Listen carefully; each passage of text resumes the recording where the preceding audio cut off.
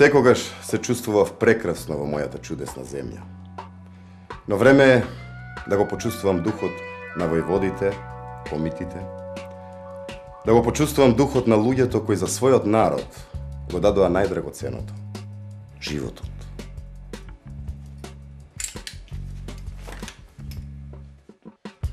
Крушево. Колку е убаво распослано во планинските пазови. Да, но само до пред 100 и нешто години не си можел вака цело да го видиш затоа што било десетина пати поголемо. Мртели слобода! За Македонија! Колку мирно се живее во Крушево. Како целиот град да е само град на спомени. Спомени за Питу, за Карев, за сите бестрашни војни, сега за нашиот Тоше. Мислата ми отиде кон војводата Христо Узунов, последниот војвода кој се самоубива заедно со сите од четата. Ги прашав луѓето за него. Ми кажаа дека загинал тука блиску, но не во Крушево, туку отаде во Цер, а дотаму ќе стигнеш по стариот пат. Еве по овие патеки, низ овие шуми каде што сега јас ве водам, врвеле четите. Секаде можело да ги дочека аскерска бусија, смрт, а јас сега можам како сакам, кога сакам, слободно да шетам по својата земја.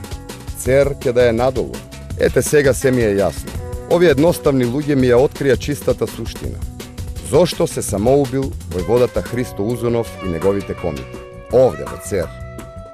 Сигурно заради идеалот, сигурно заради заветот за Македонија, но првиот, најблагороден мотив за саможртва им бил народот. Овој во Цер. Раскажуваат дека селото од сите страни било сардисано, топовите навртени, четата на Узунов село. Ги гледам околните стрмнини и се прашувам, не ли можеле низ оган да се пробијат до првата корија, до најблиската планина. Харно, ама селаните ќе останеле и ќе биле жестоко казнети. Да се предадат, не им долекувало на такви горостаси. И војводата ја дал последната наредба. Сите да се самоубијат.